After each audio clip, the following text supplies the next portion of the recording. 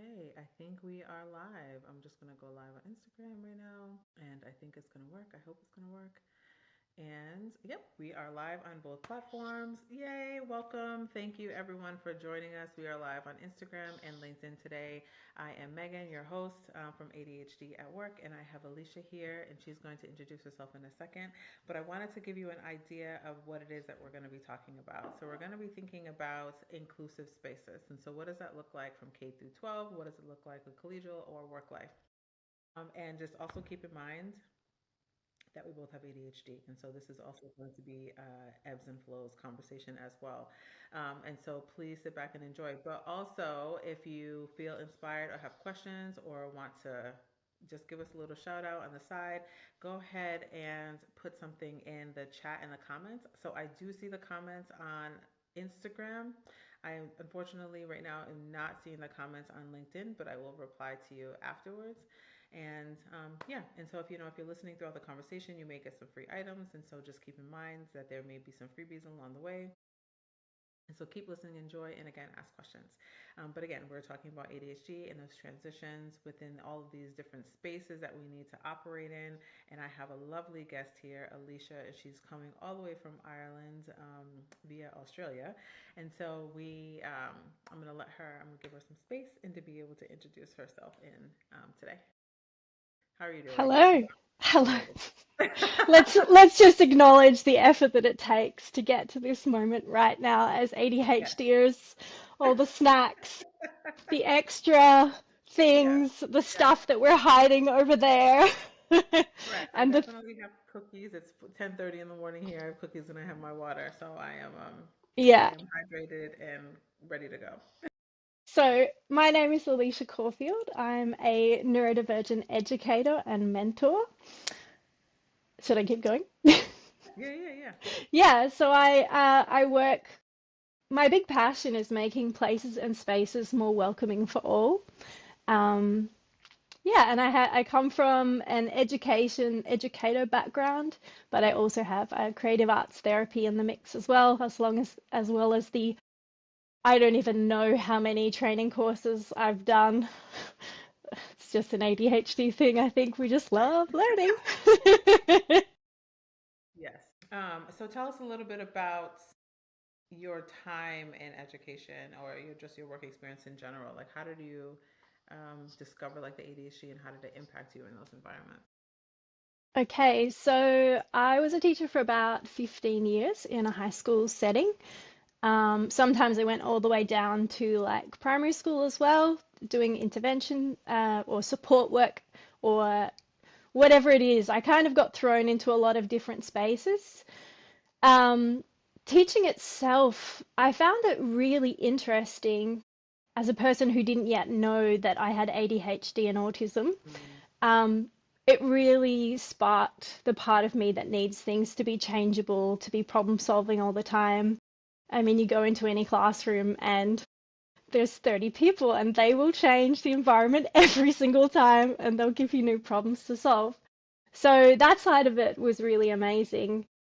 I guess the part where, especially not knowing that I had ADHD, made teaching difficult was losing things. I was mm, forever losing my keys. Um, I was having a lot of trouble sleeping because I would problem solve at, I don't know if anyone else does this, but I'm pretty sure they do. 3 a.m. is a really fun time for ADHD to wake you up and solve all the problems. And yeah, like I really loved being in schools, but depending on the management, it really changed. So my first school, I was in a with a group of people, and I'm pretty sure a lot of the leaders were neurodivergent themselves. And I tell you what, I thrived. I was so good. Like not to blow my own horn, but the kids, gave me feedback that it was good, and I felt really good, and I felt alive, and I felt electric, and I was able to follow the ebbs and flows of my creativity, which is like I've learned is really, really important. I moved into another school, and that was what I would say is the opposite of what I experienced. Um, I felt like I was in a tiny little box, and I didn't know were the rules of the box. I didn't know how to navigate getting in and out of the box. I didn't understand what were the things I was doing wrong, and no one was really communicating that to me. I felt, yeah, it didn't really feel safe, and as a result, my nervous system shut down. Yeah. I Yeah. had to leave the job, autistic burnout, ADHD burnout, and then I found out, well, then I went on a journey to understand why is all this happening to me. And that's when I realized, first I learned that I'm autistic, and then ADHD after that. And that really helped me understand why no one knew, Mm-hmm. because together they do things to hide the other one. So anyone who knows, when they've taken ADHD medication as an autistic person as well, sometimes the autism goes, hey, now I've got time to shine. And they think, oh, why is this not working for me? It's like, yeah, because you brought one down and the other one's come back up. But yeah. And so I think I learned so much from the Mm-hmm. education system, mostly from the students. They taught me so much about making spaces inclusive, accessible, safe, nourishing. Yeah. Yeah, and I mean, there's so much in the story that you just told, right? And like your own story, and thinking about the two different work environments, right? Like one accepted and provided opportunities in space for you to shine within your neurodiverse self, and then the other one was expecting you to be in a box without clear borders, right? And so, and then just being in a box in general can just feel really tight.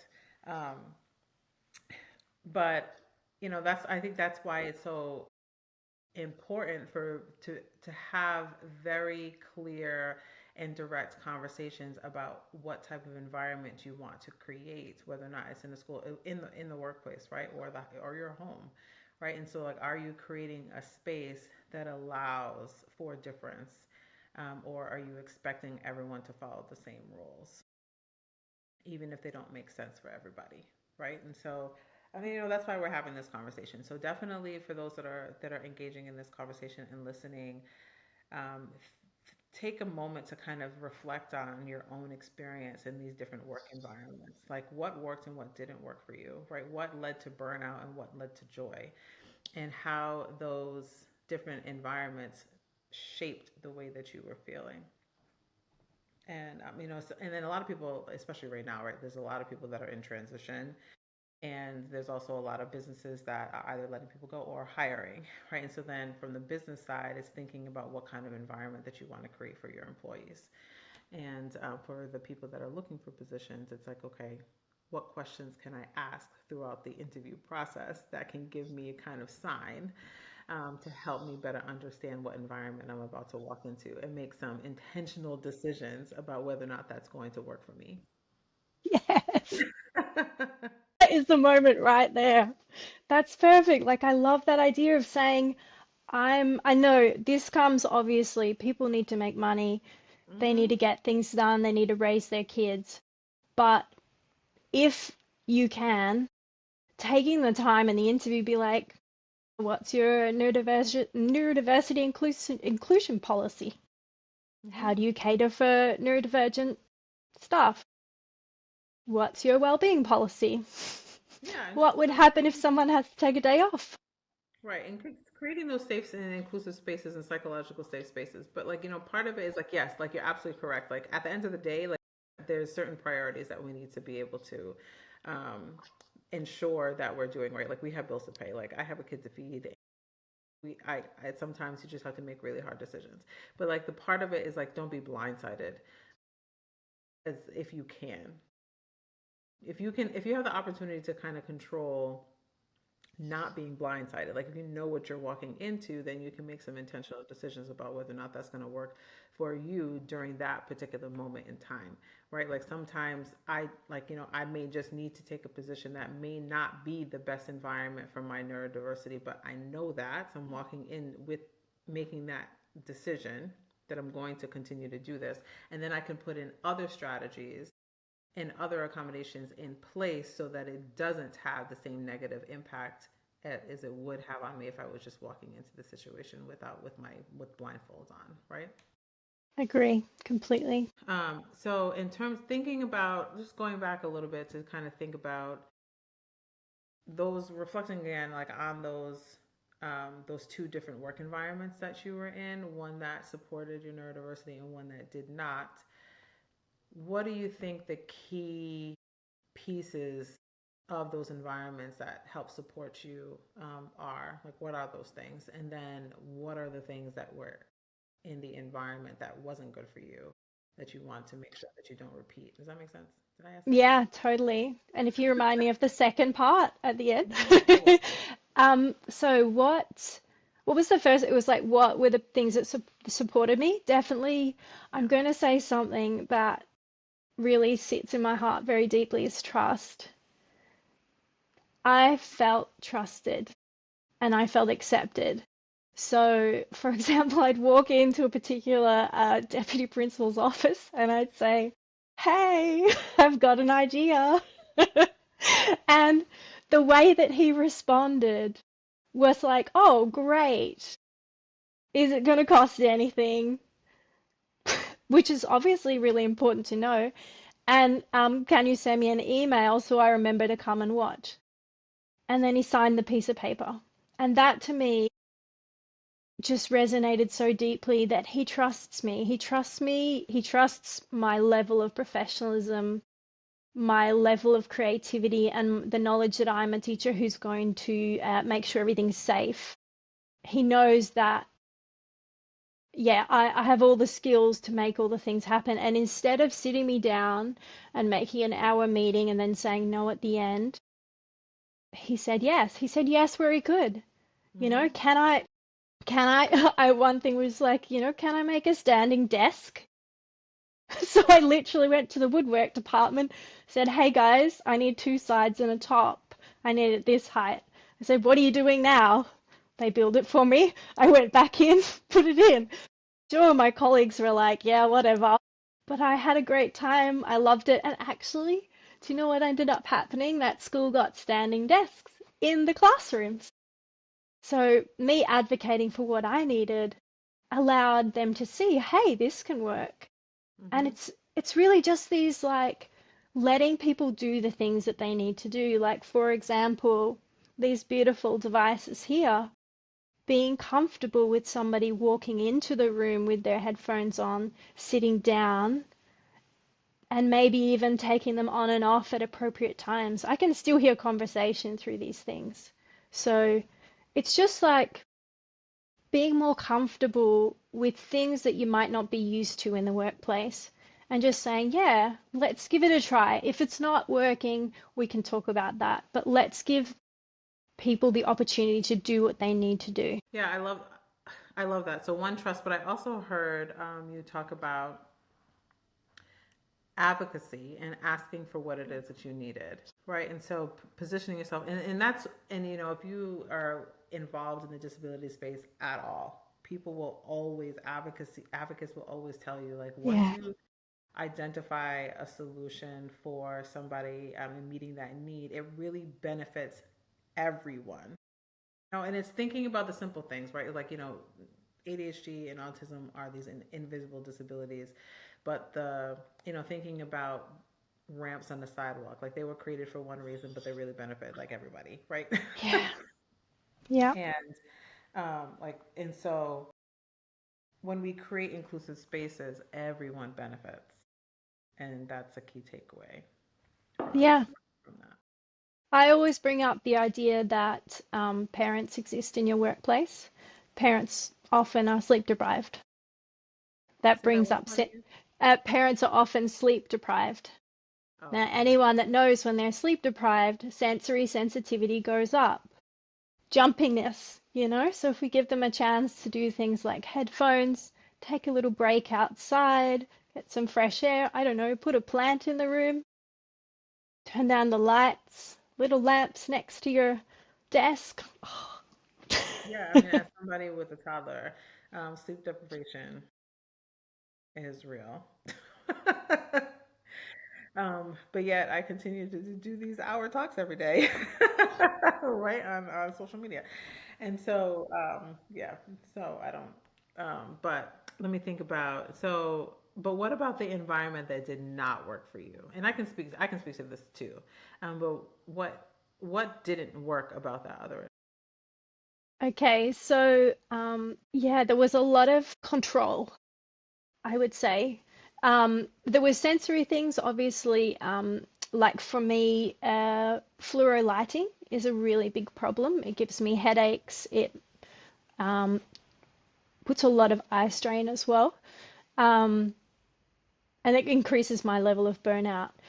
Um, but yeah, like having the ability to change the things or not be allowed to change the things was the thing that really kind of held me back. It's like if I knew that something needed to be done differently and I wasn't allowed to change it because of some, it really usually wasn't a logical reason why not. That's something that I guess I really struggle with. Environments where people weren't comfortable with people taking breaks or doing things they need to do. That's a really thing, I guess, a thing that stood out for me. Being forced into spaces where there's a lot of noise and not having even, there's a little thing that you can do is you can just let people know, hey, we're going to be playing really loud music as you walk into this room. Hmm. Then I'm prepared. I know that that loud music's going to go for 5 minutes and then it's going to switch off and then I'm going to be okay. Or I could just pop to the toilet for that 5 minutes and come in after that time. Yes, it's giving people the autonomy to be able to make decisions for themselves. Like we're at the end of the day, we're adults, and but even like we have these conversations with kids too, right? Like we try to position them and try to create environments and teach them around body autonomy, right? But it's the same conversation that we're having with adults. Like we don't want to be micromanaged in the office around, especially around ensuring that we're getting our needs met. We in our need in getting these needs met and these basic needs that help support our neurodiversity allows us to be more productive. It allows us to produce the results that you are expecting us to produce within the work environment. And so, you know, start there. Like if you're looking for results and you're looking for productivity and you're looking to get the most out of the people that are in your office, in your staff, then create spaces and create work environments. Review your policies that help that, or if they're discouraging difference, right? And so rewriting policies and creating these spaces to allow your employees to be the most productive. I actually did a little experiment.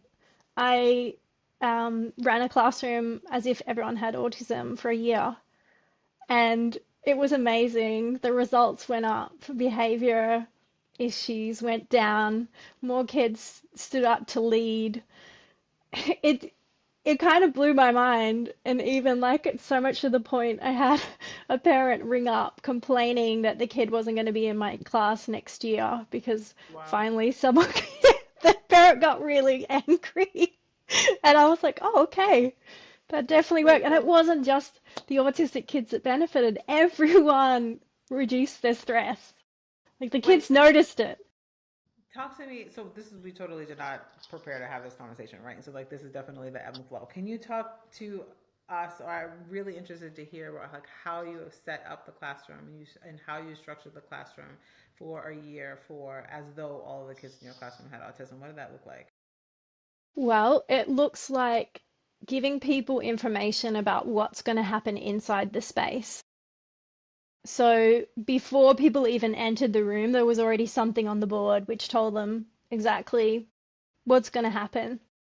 They knew that they were in charge of the lighting, the sound. There was someone in charge of technology help. There was someone in charge of, oh, they could go and get drinks whenever they wanted. They could bring in snacks, which really annoyed some of the other teachers that I did that. They could go to the toilet when they needed. They could go outside and go and run around the oval and then come back in. And none of this needed them to talk to me. All they had to What do, grade was this again? say again, What grade was this? they were 12, 13.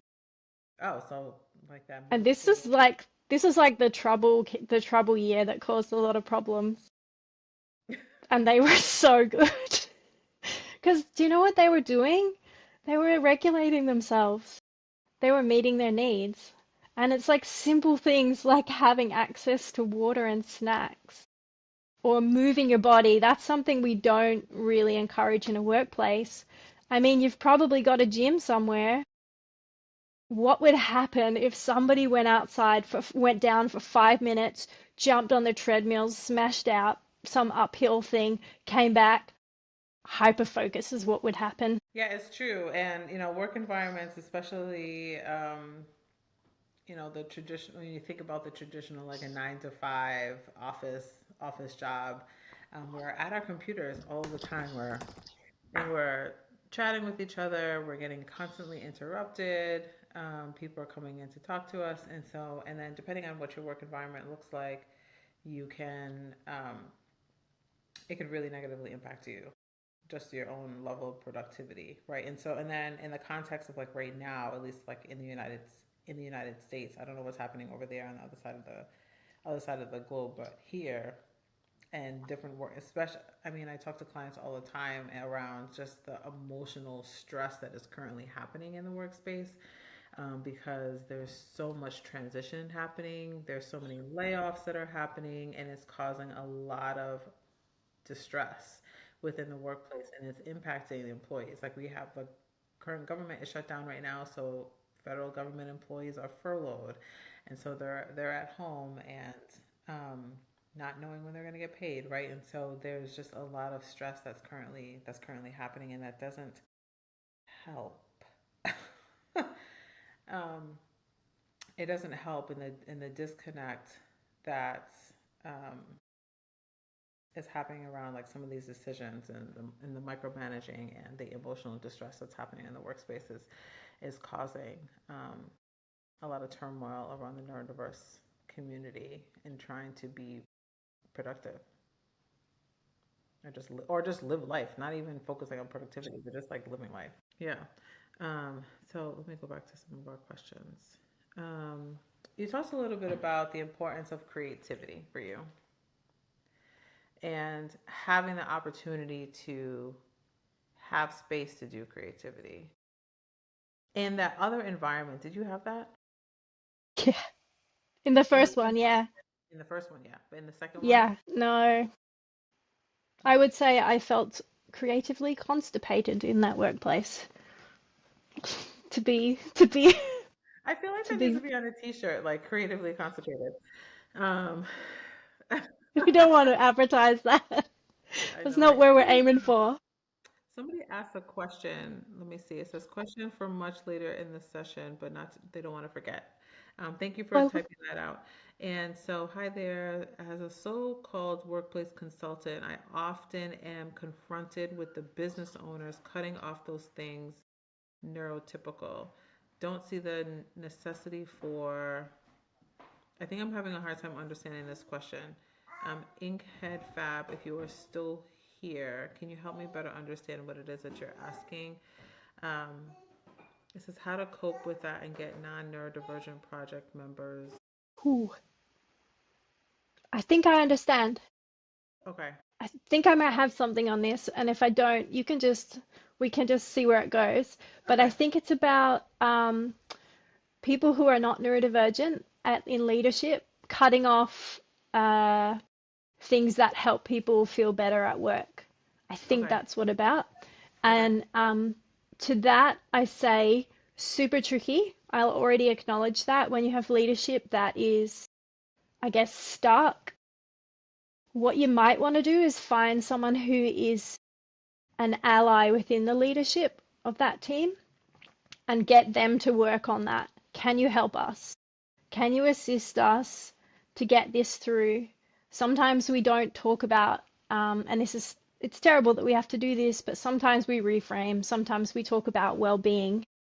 Mm-hmm. Sometimes we talk about, oh, I found this new research about, and you can find research to reinforce anything about how sitting at the desk too long creates more days off. That's a good one to pick on.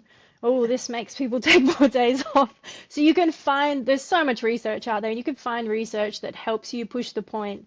Because, yeah, unfortunately, some people, they don't understand why this is useful. They might have some internalized biases, and there might be experiences which have led to that. We can't understand that.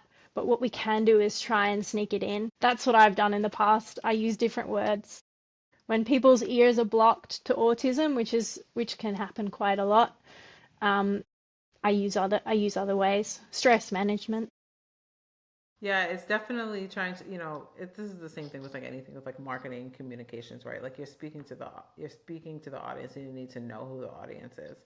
And so if that requires you to kind of shift the language that you're using and so that the audience can resonate, then that's what you need to do, especially in the work environment. Like, there's going to be certain things that senior leaders, your manager, or business partners, or just other individuals that are involved in the process are going to care about.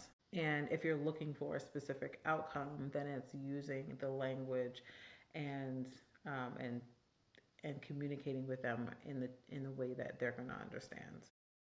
Check out their mission statement. Check out Mm-hmm. the values that they have as a company.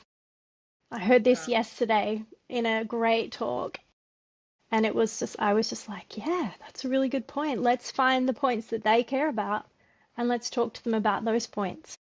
Mm-hmm. Yeah, and you see this. I mean, there's a couple of trainings and stuff on that. You can find them on the internet. Or if you don't have them, then I can share some trainings that I have seen around just effectively communicating to your audience, right? And so thinking about how, and that's important in the context of interviewing for a job or um, stakeholders. That was a word that I was looking for earlier. So this the stakeholders that are involved in the process, right? It's speaking to them, especially if you're trying to get something out of them, right? But I mean, that's like general marketing Yeah, do you know, you're advertising. really bringing up something like neurodivergence needs better marketing.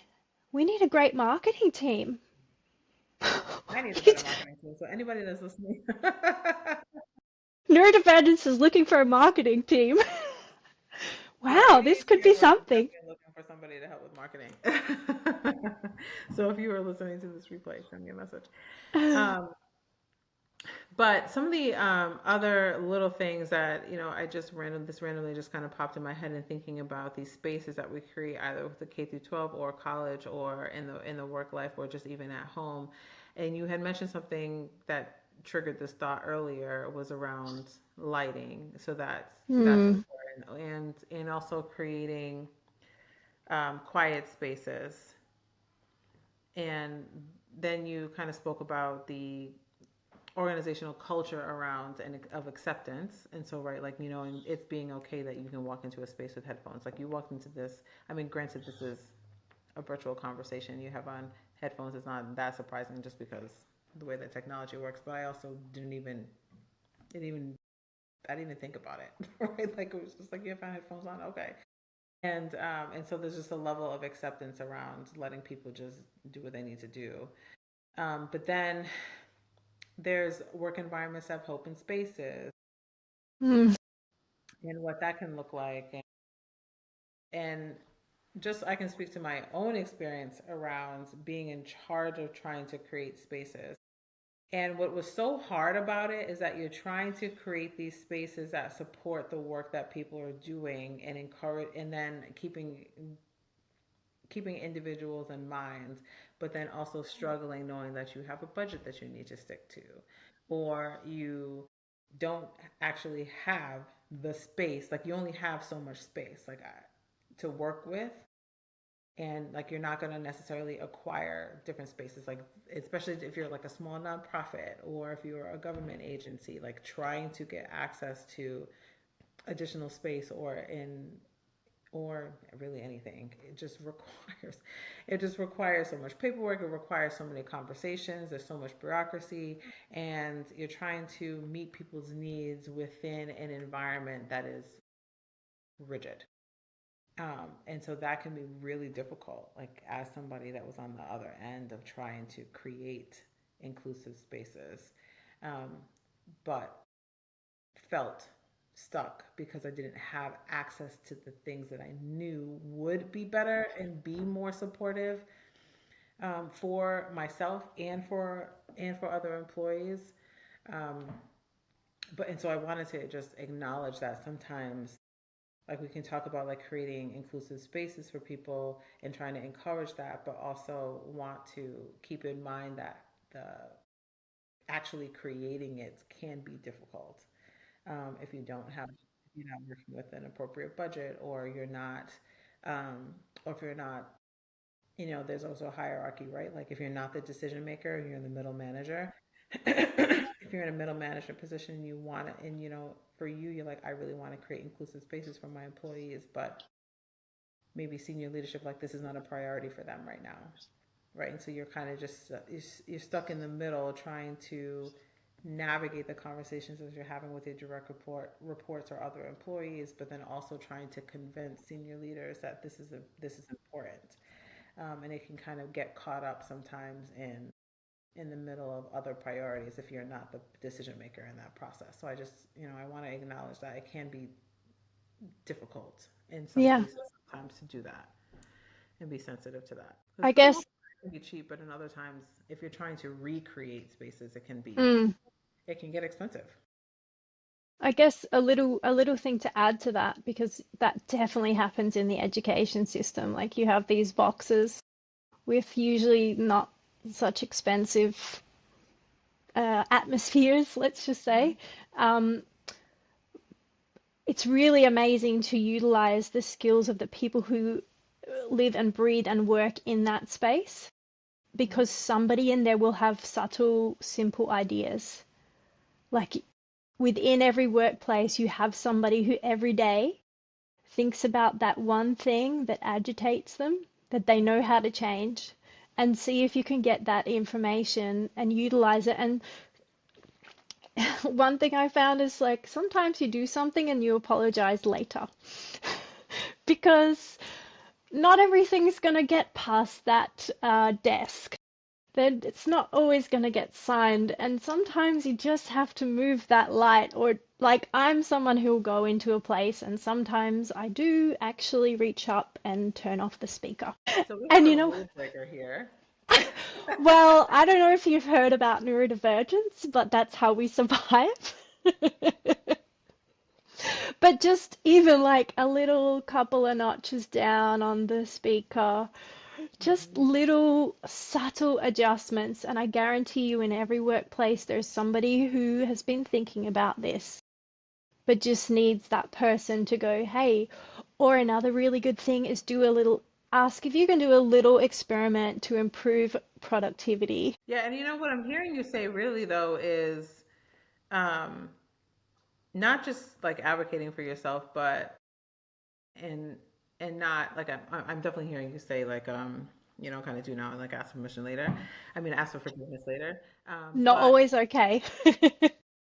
yeah, but what I'm also really hearing you say is when you're speaking to, I hear you speaking to leaders and our managers and saying, access your team, pick their brain, essentially, right? Like, people that are working for you have ideas, and the neurodiverse community is can tend to be really creative, and with the ADHD'ers has probably gone down a couple of rabbit holes already, right? And so with different solutions for problems that you may have be experiencing, and so if you are leading a team of neurodiverse staff, like, ask them questions and see what ideas they have, and see if it's something that can be done that will create an opportunity to create work environments that are going to be better for everyone, right? So like, you don't have to be the one that has to create all the ideas. And like, and that's one of the things that if you see,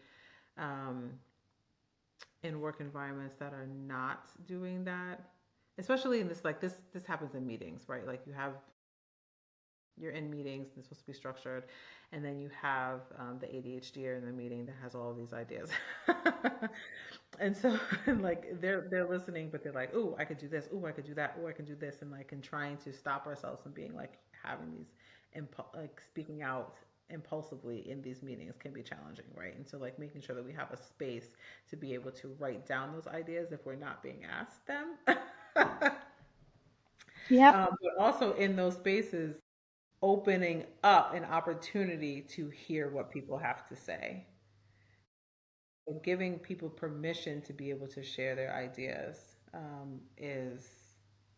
is helpful. But if you're in a work environment that's just not the organizational culture or that's not the leader that you're working for, you're still like it's not that you're not going to have the ideas, right? And so it's because they will pop up, and it's then that's when coaching comes involved and thinking about, okay, what do you do with those ideas once they pop into your head? Can you put them somewhere safe? Like, what does that look like so that you're not that person constantly interrupting the meeting? But you can create, and if you create an environment where like let people know that there is an opportunity for people to do that, then that helps. I love that. Yeah, I'm like using my hands a lot right now.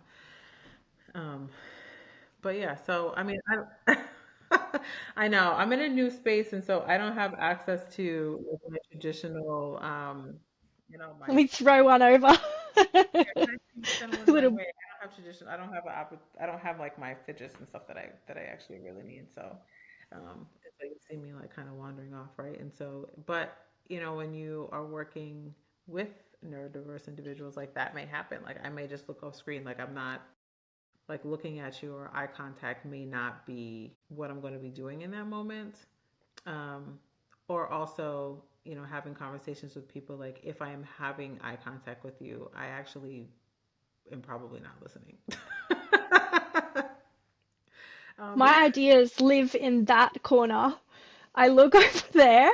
My ideas actually live over there. I've identified it. So if you want a really good idea for me, just direct my vision in that.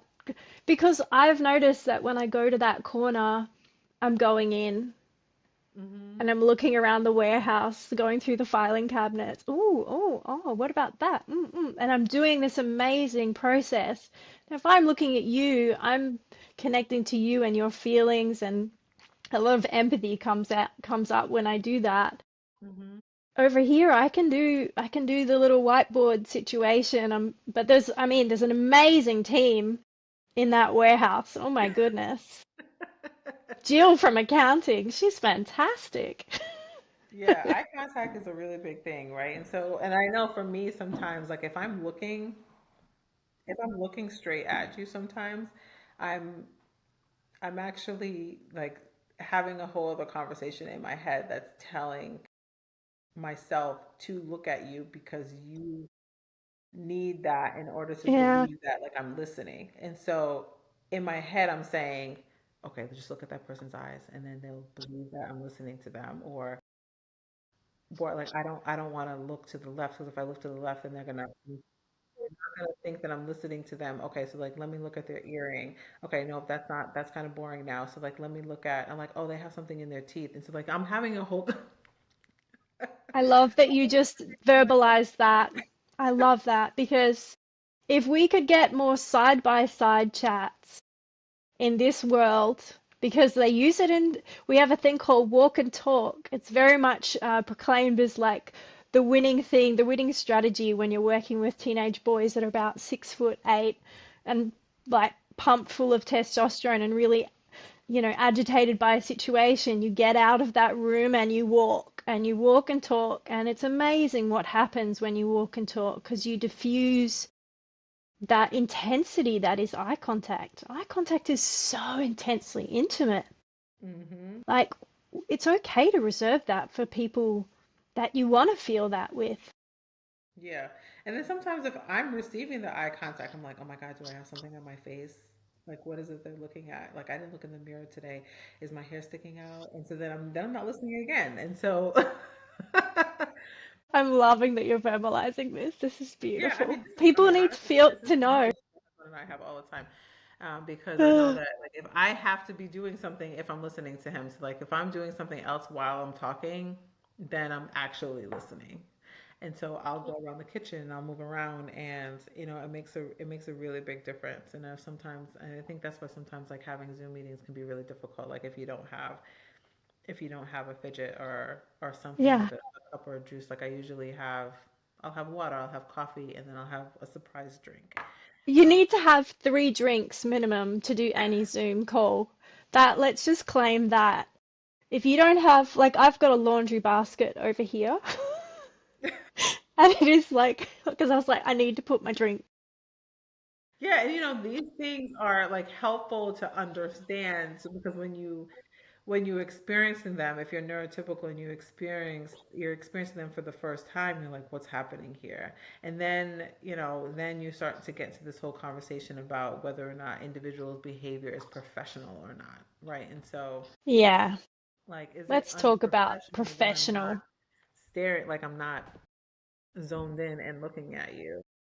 Or is it unprofessional that I have 3 drinks when I walk into a meeting? Like, is it unprofessional if I am bringing a fidget toy or fidget item with me into a meeting? Is it unprofessional if I'm wearing sensory headphones or something to Yeah, help control that and to regulate my nervous system, right? And yeah. so, that's what happens, right? We start to label and redefine what professionalism is in certain environments, and then deem other people as unprofessional, even though they're not, right? Like there's just the definition of professionalism is what needs to be changed. The moment right there.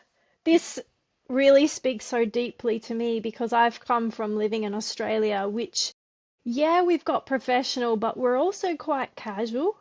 Hmm. Like, and then I've moved to Ireland, which I feel is quite professional. The blazer is very important for a female professional. I've seen more blazers here than I've ever seen in my life.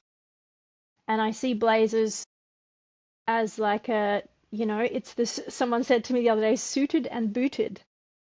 Yeah. But that's not always accessible for some people to wear that clothing because it costs a lot to get a high quality blazer that doesn't scratch you and make your skin crawl.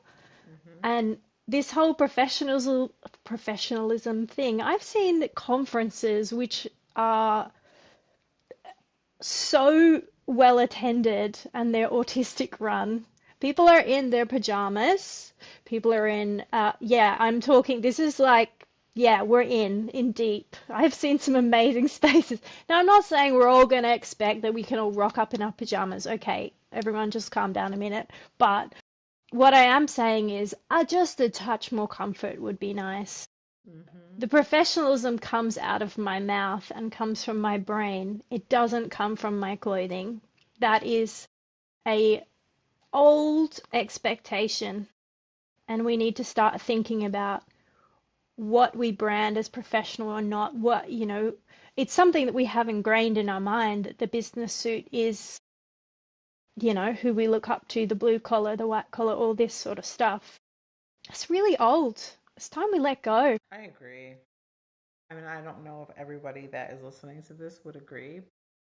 Yeah. Um, I do think that, and then you have a whole conversation about like first impression, right? Like Mm, this is the first impression and you have the opportunity, and like how are you going to show up for that moment, especially in the work context. I think it's just a really challenging conversation, right? Like yeah. it's and we do there's research out there around, and there's content around like how clothes have been deemed to be professional or not, right? Like there's a whole history around it. um, but I do think that there needs to be some shifts made, because we're judging people based on their appearance for sure. One thing that you had just said though that made me laugh, and just thinking about the ADHD conference. And so I attend the ADHD conference every year ever since I was diagnosed. And the first time I went is when I realized that conferences neurodiverse conferences are um, so different than a traditional. Can be. Not all. I've been to ones that aren't. But anyway, Right. continue. The ones Yeah. that I have been to, I'm like, this is so different than a or like a political conference or like a HR conference. Like the environment is so different, the setup is so different. Um, being having access to sensory spaces, or you know what? And I actually this wasn't a neurodiverse conference, but it was a podcast conference. It I just feel like there's probably like a lot of neurodiverse people within that conference, and so I wouldn't be surprised if people on the planning team were also neurodiverse. But what was so interesting about that space is that it was in an open room, so they had different stages, and one would think that it would be really overwhelming and really loud, right? In the because it's just an open space that just had different stages set up, and there was multiple conversations happening at the same time. But what was interesting about that is that there was headphones. So everyone, and then the headphones tuned into the speakers at particular stages, and you could walk around with them on. Instead of needing to kind of just sit there and listen to the speaker, you had the opportunity to put on the headphone and then walk around the space and still get the content. And I thought it was such a fabulous idea to be able to Amazing. do that. And then at the time, I also had a baby with me. So sitting down with the baby just wasn't happening in general. So I just wanted to be able to listen and get the content, but then also keep him entertained and be able to walk around the space. And it was perfect. I was like, oh my God, why isn't every conference like this? I'm like, how many conferences have I walked into like the main speaker? And I'm like, I do not want to sit here. And and it's like what you're saying is really interesting, but I can't sit still. Like I need to be able to Yeah. move around and do something else without it being disruptive. Because you go into some conference spaces, it's like if you walk in and out, people are looking at you like they're Yeah. glaring. Like they're glaring at you and like why you just keep moving. Like you come in and you sit down, you pay attention, and then you get up and you leave when it's over. Yeah. But some of these other spaces that have some your ability to kind of just move in and out, it was just really nice and you weren't judged in the process. Like nobody was judging you in the process. And so it was nice being able to have that, having access to that flexibility and non-judgmental spaces is really nice, especially in the context of conferences. Sounds phenomenal. Yeah. I love Uh, that. I've never been in that moving with the conference in your ears. I love that idea. That makes me energized and excited. And I yeah. would definitely hear more and understand more. Hmm. Yeah, I picked up on I was like, oh, that's a really good. And if I wanted to go in and ask a question or go back, I had the opportunity to go back. Right. And so and it was and and I think about being as a speaker, would I want people to kind of be walking around all the time? But the reality is it's like I don't really care actually. Like if you're still listening and paying attention and getting the content, that is nice. I don't personally like talking to like when I do webinars, like I don't like talking to myself. Like I feel like it's weird. But I always like I do like to have an audience and have that interaction. But it was really nice as an attendee, a neurodiverse attendee, to be able to have access to that, to those headphones, to be able to listen to what it is that I wanted to listen to, and still be able to meet the needs of my body.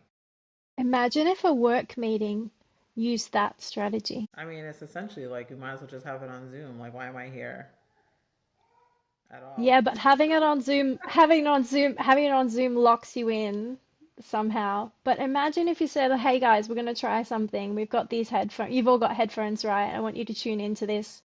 Da da da. I'm going to have our meeting." I don't know. It's just the walking meeting. The walking meeting. There you go. That Hmm. exists. An organizational psychologist told me about that. Yep. Yeah, walking meetings are great. I love walking meetings. And it seems like so there's a little delay on the broadcast and Instagram. So there was some individuals in the comments talking about like how clothes can be a form of masking, for sure, and the way that individuals are treated and being treated differently because of what it is that they're wearing. Yeah, it's That even I had somebody say to me at a conference that they wanted to wear their sari but they chose not to because they thought it was might be deemed as unprofessional. And that broke my heart. Hmm. Yeah, I mean, throw That in the really cultural broke my pieces in there. There's all types of. We can have a whole another hour conversation about yeah. discriminatory practices based that happen in spaces and the based on based on individual cultural practices for sure. This stuff reaches into so many areas. It's not just about neurodivergence. When you Hmm. increase accessibility and inclusion, you benefit all. There's nobody that loses as long as we talk about budgets and, we don't make it a fixed decision that we like negotiate. Everyone benefits. I've never seen someone complain when I did a little thing. They might have given me feedback and I may have applied it, but I've never seen like these practices are just so helpful in general. And I think sometimes when people are resistant to them, it's because they think it's just applied to that one person that you obviously know is autistic. But Hmm. it's not. Everyone, everyone thrives together. Everyone thrives together. With that being said, we're getting close to the hour here. I wanted to see if there was anything that you wanted to share with those that are listening about your practice or what it is that you're doing just work wise. I wasn't ready for that one. No. Do you know what? I tell you what, I'm going to acknowledge something here. Big weakness in business is my elevator pitch. And I sat down with a business mentor the other day about this. And it's something like almost traps me when I have to do this, but I'm gonna give it a crack. I'm gonna give it a try. Go ahead. We're here for it. So there's two kind of like sections. One section is the people. So I work with teenagers and I work with parents and adults, and I help them explore their brain, their needs, ways to support themselves. And I aim to do that in neuro-affirming ways and trauma-informed ways. Did that make sense? Hmm. And then, and I guess the key difference with me is I always try to have fun. I always try to bring fun in because fun is a really great thing that we can do for our nervous system. And then the other side of what I do is I work in the business space. So I aim to make places and spaces more welcoming for all. So that could be doing something called a sensory audit, where I go into a space and I use my lived experience to help them understand some of the things that might um, be making it a little bit tricky to be in that space for customers or employees. And then the other thing is I do consulting around neurodivergence. Nice. And so It's basically my special interest. how Sorry. do people get in contact with you? Okay, so, oh gosh, I wasn't ready for it. So the fun thing is, given that I have ADHD, when I moved from Australia to Ireland, I decided to throw away my website. I just I just deleted it one day, and that was a really fun thing that I did. And so I'm still working on my website, but the Okay. best way to contact me is via email. It's my full name, Elisha Caulfield at gmail.com. And then that starts a conversation. Or you can contact me on Instagram as well. Okay. Great. Yeah, that's a really unmasked. I'm getting real unmasked with that because it's just where I'm at right now. I listen. I appreciate it. I'm here for it. Um, for those that are still listening, I do one-on-one coaching, and I have a group coaching program for women with ADHD, where we go through a process to kind of think in how to increase your awareness around how your brain works, and then we talk about what your world looks like and how your executive functioning strengths and weaknesses are impacting that space. And then from there, we talk about different combinations and strategies that we can put into place in a way that makes sense for the ADHD brain. I do have an executive functioning workbook coming out, so you'll see it on my Instagram page. It is an opportunity for you to walk through your own executive functioning strengths and weaknesses, and then to be able to create some combinations and strategies that make sense for you based on your own world. And so it's a little bit of a self-coaching workbook. And so that is going to be, that's on pre-sale now, but it will be at the ADHD conference in November in Kansas City in Missouri. And I'll be doing a book signing there for that as well. And so I am really excited about that. And so if you are interested in getting a copy of that, the pre-sale link is in my bio on Instagram, and I will post it on LinkedIn as well for those that are listening in that space. In addition to that, I mean, if you are looking for ways to regulate your emotions, send me a DM, put emotions in the DM, and I'll send you a free guide around 4 different ways that you can regulate your emotions at work.